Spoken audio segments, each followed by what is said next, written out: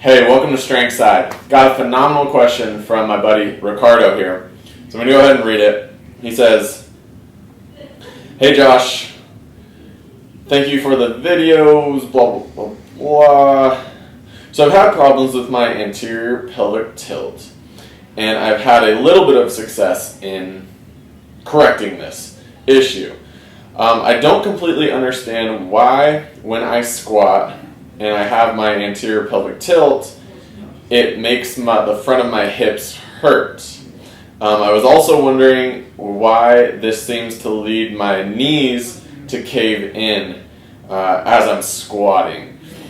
Then he goes on to say some other things as well, but those are the things that I wanted to talk about today. I've gotten similar questions to these in the past, so I figured let's nerd out a little bit on anterior pelvic tilt and talk about what's going on in this whole system of the body, and then what is happening in movement. Okay, so basically, there's positions that your body is meant to move in, especially under load, right? And we always want to move under a rigid, stable core, right? We want this to be braced and ready to move. Now, if you think about, like, if you're driving in your car, there's a reason why cars are a stable fixture on wheels, right? You wouldn't want your car to be able to flex and extend as you're driving. It might make driving, you might not want to hit those top speeds, right? You might be a little shaky going around turns and stuff. Same thing for your body. When you're carrying, say, let's just use an example of picking something up. Boom, we don't want movement at our spine. We want to keep a rigid, stable core, right?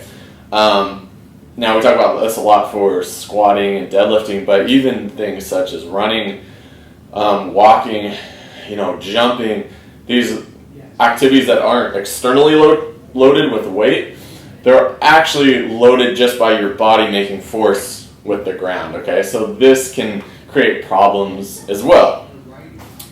So, the reason why things go bad when we get issues with anterior pelvic tilt, and say, let's take the squat for example, because that's what Ricardo asked about. When we lose this, I like to say locked in feature of these ribs are down and locked into our pelvis here. When we lose this, what happens is this changes the resting muscle, the lengths and the ratios between our muscles here, right? So our muscles kind of have an optimum resting length of where they want to be to contract fully and to work how they should work, right? Now, when we get in these faulty positions, we lose that length, okay? So now, when you're going to squat, these muscles in the front of your thighs, hip flexors and whatnot, are shortened, okay? These muscles in the back are not at their optimal length to contract. So now, essentially what we're doing is saying, okay, we're not going to use these muscles as well as we really should or want to. These muscles are going to engage a lot more. Now we're getting this janky looking squat with engaging too much of this, and now you're having hip pain after you're done squatting, right? Now, the other thing that happens is when we lose the ability to use these, let's say, glutes and external rotators as we should, then what happens is now these femurs are not locked into place as they should. So now when we get under load, we're like this, knees shaking, knees might go ahead and dive in when we're squatting, right? Because we don't have that stability to keep them in a good position like we should, okay? So now, as you can see, this whole chain is breaking down, right? These inactivity of glutes lead to knee faults. This is going to put more stress on the back because these hips are not taking the proper load, okay? Now, to take this a step further, what we also usually see when we have problems like this is we start to see shoulder dysfunction as well. And we get, you may experience some shoulder pain. It feels like your shoulders are kind of impinged. Now, if this rib cage is popped up, then my shoulder is not going to be able to move as fluid as it should, because it's the same thing as the hips. Now we're changing the dynamic between these muscle relationships. Now different muscles are firing too much, other muscles are not in a good place to fire.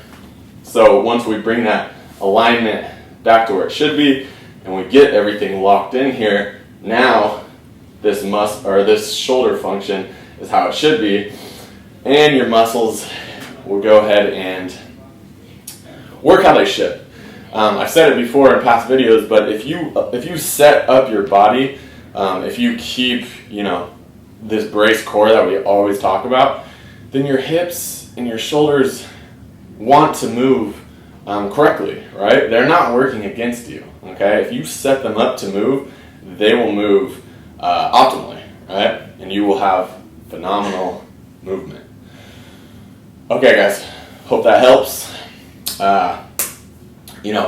Point of the video is, if you are having these bracing issues, it's going to cause a whole host of problems, more than probably what you're just seeing, than what you think you're just seeing. Maybe your hip flexors are really tight, and you're like, oh, I need to fix this hip flexor tightness. Well, actually, it's making a whole string of problems, and you're not going to get as strong as you could get. You're not going to move as well as you could move, and you're not going to be as badass as you could be. Alright guys, that's the video for today. Join the strength stuff.